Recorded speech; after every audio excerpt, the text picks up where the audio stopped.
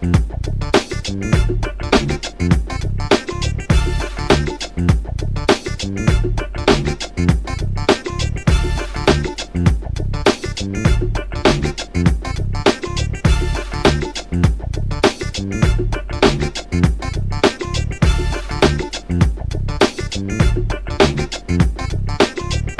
want to support Roland Martin Unfiltered? Be sure to join our Bring the Funk fan club. Every dollar that you give to us supports our daily digital show. There's only one daily digital show out here that keeps it black and keep it real. As Roland Martin Unfiltered. Support the Roland Martin Unfiltered daily digital show by going to RolandMartinUnfiltered.com. You can make this possible. You saw those two commercials from John Ossoff and Raphael Warnock. Evangelical voters are going to be playing a critical role in Georgia on January 5th. Now, surveys of early voters and exit polls this year showed between 76 to 81% of white evangelicals and born-again voters supporting Donald Trump. That's according to the National Election Poll and AP Votecast. Now, the conservative evangelical Christians who helped send Donald Trump to the White House 4 years ago stuck by him in 2020. White evangelical voters made up 23% of the vote nationwide and overwhelmingly favored Trump, with about 8 in 10 backing him. Let's talk with Reverend Dr. William J. Barber, President and Senior Lecturer for Repairs of the Breach, and Reverend Dr. Barbara Williams Skinner, co-chair of the National Black Clergy Network, and also Reverend Jamal Bryant, Senior Pastor of New Birth Missionary Baptist Church. Jamal, I want to start with you for a couple of reasons. Last week we played the video. A lot of people saw the video of Paula White, and she was, praying against everybody for Donald Trump, for him to win, and then she got a lot of pushback and criticism. And so she dropped this video here as a way of talking back to her haters. You have my number. I've got over 6,000 people that got my phone number. You got my number, all right? You know exactly. I'll be bold enough to say how to call me. Don't be a coward and put something out on the internet when you have my number. Call me. Call me. Because we'll sit up here and I'll have you come here and we'll talk about it. We'll sit here. Don't have me call some things out. You call. Okay, I expect the world to. You guys go ahead. Well, Jamal, she said, don't have me call some things out. Well, Paula, let me call a few things out. Jamal, on August 22nd, 2017, after she made some previous comments on Jim Bakker's show, I sent her an email and said, we need to talk. She responded to me saying she would do so when she got back out of the country. She said her comments were taken out of context. She never called. Then on November 21st, 2017, I emailed her again saying, we need to talk. She said, quote, I'm fly to Ghana this Friday, looking forward to being back there. I return the following week. Let's talk when I return. She never called. On October 15th, 2018, at 1:15 p.m., I sent her another email saying, we need to talk, saying it has been a year since I last emailed you. She never responded. I've emailed her, I have texted her, I've called her. I know for a fact that Reverend Dr. William J. Barber has asked to, and made it clear he would happily debate the likes of Franklin Graham and Jerry Falwell Jr. and others. They refused to debate. In fact, Jerry Falwell Jr. ordered, when he was running Liberty, ordered the police, if Reverend Barber or anybody from his group who was in Lynchburg stepped foot on the campus, to arrest them. These white evangelicals don't really want to have a dialogue with us, Pastor Jamal Bryant. They care about two things. They care about abortion, and they care about getting rid of all gay folk. Well, you've got several problems layered, Roland. First, let me thank you for being consistent in raising your voice for us. But you've got two issues here for evangelicals who claim to be pro-life for Black babies, but they're not pro-life for grown Black people. So the evangelicals went completely mute around George Floyd, around Breonna Taylor, around Trayvon Martin, Sandra Bland, Freddie Gray. They're not really pro-life. It is only at the place of those who like baby Jesus, as long as he's in a manger. but they don't like grown Jesus when he starts kicking over tables.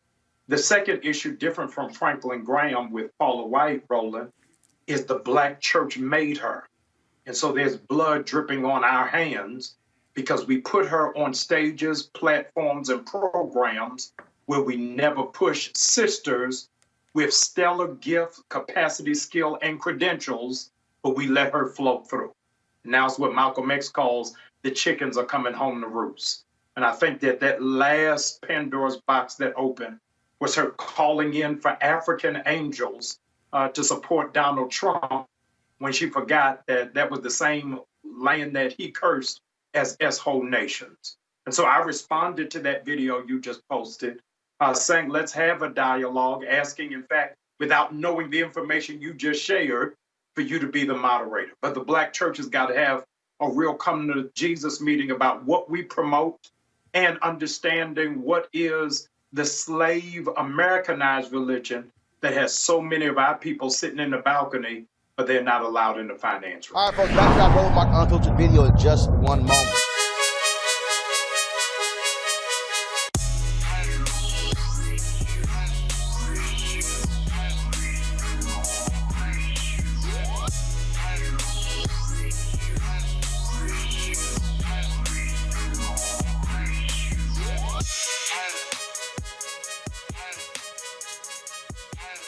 All right, folks, at Seek.com, I want to thank them for being a partner with Roland Martin Unfiltered. Mary Spiel, the founder of this black-owned virtual reality company. You can watch their content at Seek.com, CEEK.com. This is one of the headsets that you can use. This virtual reality headset. Drop your phone right into here. Look at that content, that VR content on their site. Other 360-degree video puts you right there up close. And so you just pop it on like this, and then you're able literally to just sit here and put yourself in the room and see everything that's around you 360 degrees. Now, if you're listening to music, folks, you can check out the music on their Seek.com headphones. These right here, folks, are 360-degree 4D headphones. The bass on these things are absolutely amazing. Surround sound, so literally when you're listening to it, the sound actually is around your whole head. Again, created by a sister. If you want to get the headset for the music or the VR headset, simply use this promo code RMVIP2020. RMVIP2020. Christmas is coming up. Some great gifts. In fact, my birthday in 9 days. So I'm just giving y'all a hint. So use a promo code RMVIP2020 and go to Seek.com. And again, we appreciate them being partners with us here at Roland Martin Unfiltered.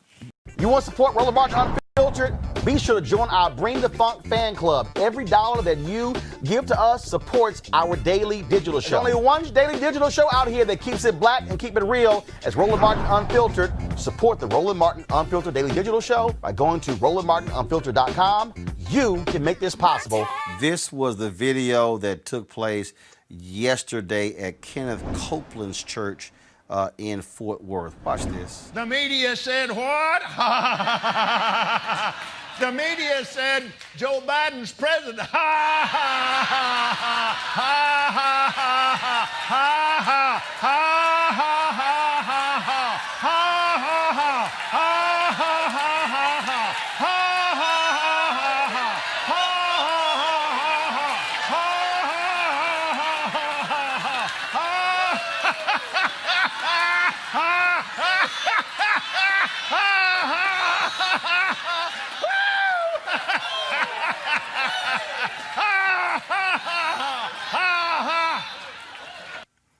Well, they can laugh all day, Barbara, but he president-elect. Barbara? Barbara, can you hear me? Barbara, can you hear me? Guys, Barbara, can you hear me? All right, y'all, let me know if Barbara, can you hear me? I can hear you. All right, so Kenneth Copeland finds this ought to be humorous. What's funny right now? People are hurting. What's funny right now? Racism is still alive and well in America. What is so funny?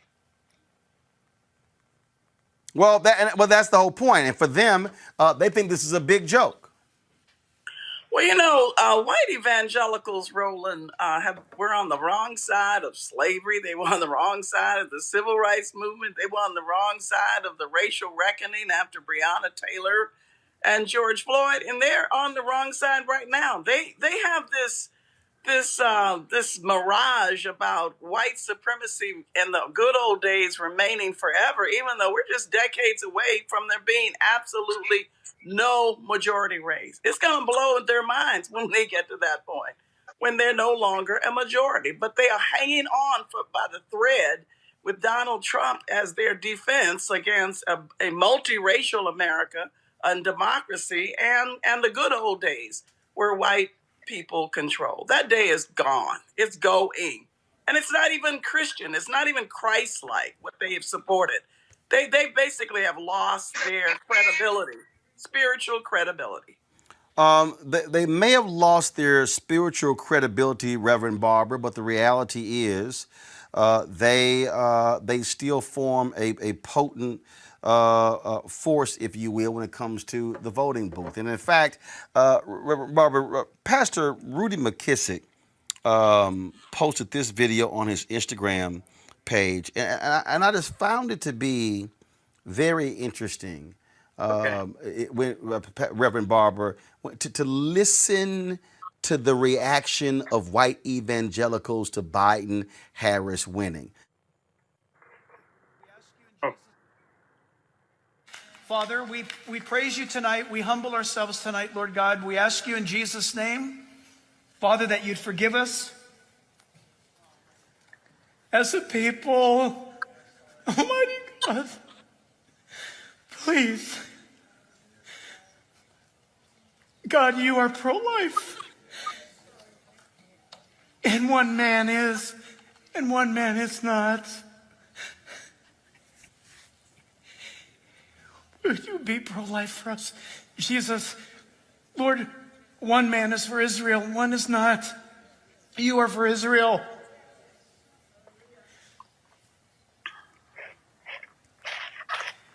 Lord, one man is for our military and our police, and the other is not. You are. What will we decide? What message will we send you? Jesus, forgive us as a people. We have slept. Reverend Barber, I can't play all that. Here's what I just heard, Reverend Barber. He mentions pro-life. Right. He mentions the military and law enforcement. He mentions Israel. He does not mention the Palestinian people. He does not mention the fact, Reverend Barber, that Joe Biden got more military votes in these key states than Donald Trump did. Absolutely. To Jamal's point, he ain't talking about the issue of the death penalty of folks who've been shot by cops. And he sure as heck, and all that crying and whining, did not say nothing about the poor, Reverend Barber. Well, you're exactly right. And he got the repentance part right, but he's doing the wrong repentance. If you go down the list of things Jesus listed in Luke 4:18 and in Matthew 25, he isn't praying any of that. He isn't praying any of the Beatitudes. Now, it is important, Roland, that I think when we talk about these evangelicals, first of all, when you look at biblical evangelicals, the white abolitionists were evangelicals. The social gospel movement was evangelical. The evangelicals we have today, they stole the term. They hijacked it during the time that many of them were, and it actually started before the civil rights movement. It started during the New Deal, and there's a book on this called The Purchasing of the American Pulpit by Kevin Cruz out of Princeton. And the corporate business world, the Chamber of Commerce, decided that they did not have the ability to shape the moral consciousness. They were upset that the social gospel was so deep in the churches. And they gave a man out of California some money, big money. And his job was to purchase the American pulpit. And inside of 10 years, he had something like 19,000. And if you trace from there to the moral majority, to the so-called religious right, they all flow out of that. That's one thing you ought to understand about this. Secondly, my dear friend Jonathan Hartgrove grew up in white evangelicalism, and he's now writing some of the strongest books against it and standing against it. Young people are leaving them in droves. They don't like to talk about it, but if you read some of the other events, they're leaving them. There's a whole group of Christians now called red letter Christians who have left this so-called white evangelicalism. They work with us in the Poor People's Campaign. They just moved on. But then there's another dynamic, Doc, and that is, a lot of black ministers supported Trump, supported Reagan and Bush. They supported the governor out of Ohio, Kasich. And when you look at their policies, the only difference between them is Trump's craziness. And that's something we're going to have a discussion about because we have some of that same stuff happening inside of the black church that has supported, some of these Republicans whose policies were just extreme. Remember, Governor Kasich was the one that cut welfare and put people out. Look at where Ronald Reagan started his campaign. Roland, you and I have talked about this in Philadelphia, Mississippi. Look at what he did. Look at what George Bush did. George Bush left Obama the recession. Obama had to pull up out of it. We have to be careful not just to be moved by people who now say they were against Trump or for Trump, because Trump is a part of ism. And you and I were talking about it the other day. There was a decision made in 1968 by Pat Buchanan, Kevin Phillips, and some so-called white evangelicals to split the country in half for political purposes. That was their goal. And they said they would always disavow it. And if they did it, they could survive and rule the country politically for the next 50 years. Well, this is the 52nd year of that. This is the 52nd year. And what scares them the most is that is Georgia churning, North Carolina, these southern states, because that was the goal. But behind it, even beyond abortion and prayer in the school and being against gay people, that's the stuff they put out front. They used to put out front segregation. They can't do that anymore. But if you look even deeper, the candidates they support are all pro-corporate. They treat corporations like people and people like things. Every one of the judges that they put on the bench vote 90 and 98% in favor of corporation. What we have here, Roland, and I'm through, is what Ezekiel talked about in Ezekiel 22, when it talked about how the prophet, the priest, and the greedy had hooked up together, the love of money. So all that crying you just saw him doing, if you check who really is behind him, his backers, where they really are, all of these folk, it traces to the Dallas Business Club, that group of oil leaders and folk like that have put enormous amounts of resources into creating the illusion, because what they want is the white evangelical vote to go toward candidates who, when they get elected, they will primarily support corporate interests and support voting laws that suppress Black, brown, and indigenous votes. That's what's really going on behind. It's deceptive, and you got to get up under it. And Jamal, what has to happen is we have to be willing to challenge them as vigorously as possible. I know some black folks who say, oh, this is about religious liberty and churches should be able to take federal funds and hire who they want to hire. And look, there are a number of black churches that are very much pro-life, that believe in a marriage between a man and a woman, but they also say, but I can't get with your racism. I can't get with how you're treating children on the border. I can't get with it's good people on both sides. And to me, this is the moment where the black church has to frankly throw down against the likes of Franklin Graham and Ralph Reed and Tony Perkins and Paula White and say, no, we've drawn a line. Either you truly with Jesus or, as Reverend Barber said, you with corporate America. Jamal? Yes. Go ahead. I'm sorry, yes. I think that is why, in part, it is so critical that we underscore the significance of Reverend Raphael Warnock going to Senate. It shows the Black church in marketplace holding and underscoring our values and principles that are not for sale. That underrated activist Hosea Williams said, we're unbought and we're unbossed. And so isn't it critical that all of America's power structure comes back to a Black pastor? And I latched that on to the history lesson that Reverend Barber just gave us, is that the Black church can't be for sale in this hour. Is that we've got to realize that there is so much swinging in the pendulum, and that's why all eyes are going to be on Georgia. And let it not be lost on us that Reverend Raphael Warnock pastors from the sanctuary of Martin Luther King Jr. There's so many historical tropes connected to that that are symbolic of the changing of the guard, the shifting of the paradigm, and the fulfillment of the dream. And so here in Georgia, I'm excited about us turning the page on one chapter and shutting a book on another one, that the real church is going to have to show itself. Because what we have seen is while Trump has lost the election, a lot of evangelicals are losing their mind, they're losing their place, and they're losing their theological footing. Barbara, you have been battling these folks for quite some time, and the reality is here. Franklin Graham often questioned whether Barack Obama was a Christian. Yet he's excused the cheating behavior of Donald Trump. We've watched these people who always are talking morality and principles and morals and values and ethics completely throw that out the window for Donald Trump. Barbara, go right ahead.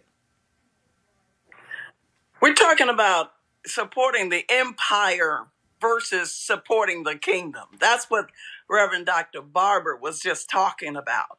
That the Black church really threw down in Milwaukee and Detroit and Philadelphia and Atlanta for justice, for, righteousness for the poor. They didn't fall for the okey doke of 8 months, 9 months in the womb, of pro-life. That's not pro-life.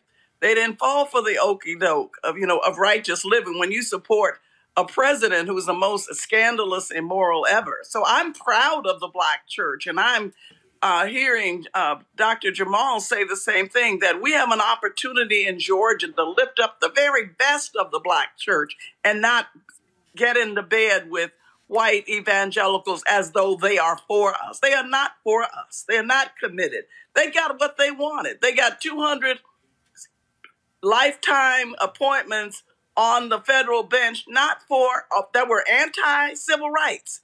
Yeah. They got that. They got 3 justices who will take out health care for Black people and brown people and poor white people during a pandemic. They are not in the same league with us. Now, should we build bridges? Of course, we're called to do that. But we need to be clear about the differences right now. They would look at the vote. 70% of them have no problem. Racism is not a deal breaker for them. Injustice is not a deal breaker. Caging brown children that's not Jesus. That's none of the gospel. So what Bible are they reading? To me, they have become just another political band. Well, first of all, they lost all moral authority. All right, folks, back to our Road Mark Unfiltered video in just one moment.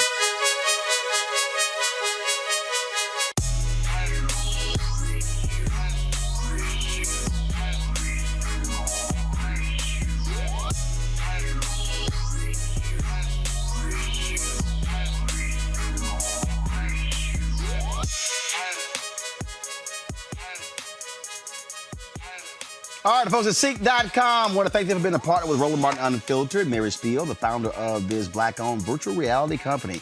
You can watch their content at Seek.com, CEEK.com. This is one of the headsets that you can use. This virtual reality headset. Drop your phone right into here. Look at that content, that VR content on their site. Other 360-degree video puts you right Right there up close, and so you just pop it on like this, and then you're able literally to just sit here and put yourself in the room and see everything that's around you 360 degrees. Now, if you listen to music, folks, you can check out the music on their Seek.com headphones. These right here, folks, are 360 degree 4D headphones. The bass on these things are absolutely amazing. Surround sound. So literally when you're listening to it, the sound actually is around your whole head. Again, created by a sister. If you want to get the headset for the music or the VR headset, simply use this promo code RMVIP2020. RMVIP2020. Christmas is coming up. Some great gifts. In fact, my birthday in 9 days. So I'm just giving y'all a hint. So use a promo code RMVIP2020 and go to Seek.com. And again, we appreciate them being partners with us here at Roland Martin Unfiltered. You want to support Roland Martin Unfiltered? Be sure to join our Bring the Funk fan club. Every dollar that you give to us supports our daily digital show. There's only one daily digital show out here that keeps it black and keep it real as Roland Martin Unfiltered. Support the Roland Martin Unfiltered daily digital show by going to RolandMartinUnfiltered.com. You can make this possible. Rishi, I had someone who called me today and they said, but is he going to concede? I said, I don't care. I said, he doesn't have to concede. I said, 69 days from now, his ass is gone. Donald Trump, he is sitting in the Oval Office right now, on January 19th at 11:59 a.m., the Secret Service is going to walk in and say, it's time to go. If he resists, they're going to say, sir, it's time to go. You can no longer occupy this building because you're no longer president. At 12:01, it does not matter if Joe Biden has put his hand on the Bible and raised his hand. It does not matter. The Constitution states at 12:01 p.m., that man is going to be president of the United States. They will walk Trump's ass out of the Oval Office into the beast, say, drive him to Andrews Air Force Base. He can have a 10-hour rally if he wants to in the hangar.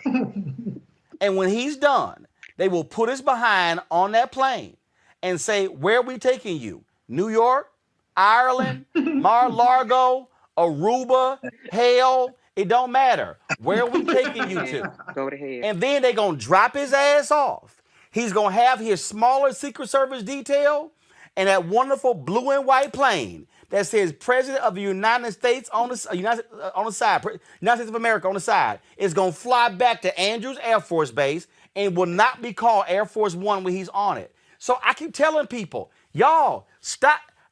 I don't even care. He's lost. Bye-bye. Right. I mean, Inauguration Day technically is on January 20th, but I totally agree with your point. Yeah, 20th.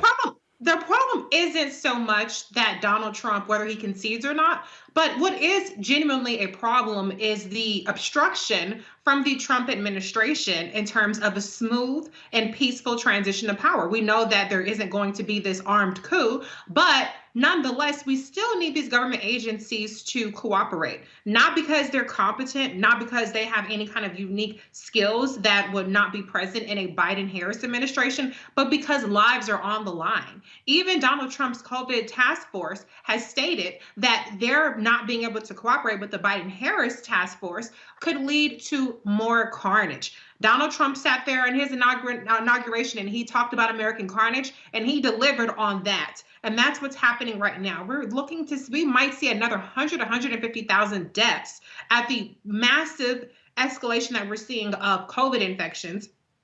And we're not putting Biden-Harris in the best position to take over and tackle it. And the less that they have to prepare, the less involved they are right now, the more extreme the measures we might have to take come 2021. And I know we all want to get the hell about the house. And so there is a real consequence to Donald Trump's rhetoric, because you have people like Emily Murphy in the GSA who won't sign transition papers. You have people like Mike Pompous, as Dr. Carr referred to him, who are holding back correspondence from foreign leaders. These are all things that put us behind the 8 ball. Luckily, we do have an administration that will be coming to into power, like you said, no matter what, per the Constitution, that is competent, that is ready, that is able, that will listen to science, and that's been there and done that. So that gives me confidence, but we cannot let Trump off the hook for the obstruction, and I will say treason against the United States, because he is obstructing the will of the people. 76 million people and counting. All right, folks, back to our Roland Martin Unfiltered video in just one moment.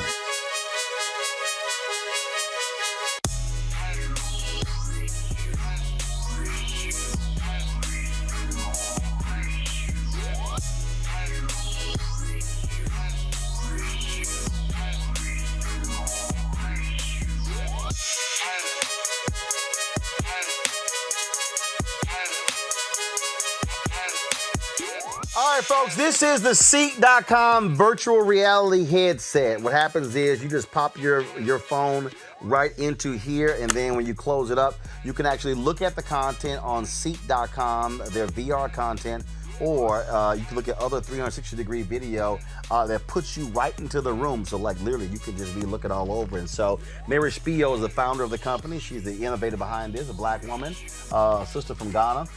And so that's their VR headset. They also have these 360-degree 4D headphones. A tremendous bass that covers all across your head. Great sound. Gamers love them. You can attach a headset to this as well. It's Bluetooth. Folks, if you want to get either one of these devices, go to Seek.com, Seek.com. That's Seek.com, Seek.com. Use the promo code RMVIP2020. RMVIP 2020, and check that out. And so we certainly appreciate them being partners with us here at Roland Martin Unfiltered, where we, of course, support black-owned businesses like Seek.com. And also go to their site. You can also subscribe to their monthly content. That's right there on Seek.com. You want to support Roland Martin Unfiltered? Be sure to join our Bring the Funk fan club. Every dollar that you give to us supports our daily digital show. There's only one daily digital show out here that keeps it black and keep it real. As Roland Martin Unfiltered. Support the Roland Martin Unfiltered Daily Digital Show by going to RolandMartinUnfiltered.com. You can make this possible. We've talked about the power of black women, also the fact that the two highest voting groups in this election were black women and black men. 91% of black women voted for Donald Trump. 80% of black men, 91% of black women voted for Joe Biden against Donald Trump. 80% of black men voted for Joe Biden against Donald Trump. A sister sent me an email. Her card is on my desk. I'm sorry. A sister sent me this T-shirt, y'all, today, and it says "Vote like a black woman," which was pretty funny. And Eva Longoria, who is a Democratic activist, she's an actress. But let's just say she got in a little hot water over the weekend when she said this on MSNBC. Power, and does the Democratic Party understand why it's back in power? Yeah, I think you bring up a good point. I mean, I think, campaign financing needs to be looked at. I think the way in which we campaigned, there were so many false ads in Florida in Spanish. Spanish wasn't regulated the same as in English. And so I do think we need to take a look at that. Again, our work is just beginning. But I want to talk about what you just said about the women. The women of color showed up in big ways. Of course, you saw in Georgia what black women have done, but the Latina women were the real heroines here, beating men in turnout in every state and voting for Biden-Harris at an average rate close to 3-1. And that wasn't surprising to us. Latinos are the CEOs of the households. They make all the financial decisions and healthcare decisions and educational decisions. Many Latinas are small business owners, and they wanted a plan for recovery for themselves, not for Wall Street. And so Trump's policies were never aimed at the struggling Latina community. And, if you look at voter suppression on top of that, how Latinas showed up, even through the closing of polling places and the shutting down of drop-off sites and new voter ID laws and long lines and driving 30 miles and all of that. And on top of that, restrictions and safety protocols of a pandemic. That spirit and perseverance that Latinas use in their daily lives, the struggle to pay their bills and the struggle to show up to their jobs and homeschool their kids and take care of their elders, that's the same perseverance and spirit they use to show up at the polls. That did not sit well with a whole bunch of sisters. Eva Longoria got ripped for those comments. giving the impression that she was dismissing black women and said Latina women were the ones who were doing it. But this is so when she got criticized on that, this was what she posted.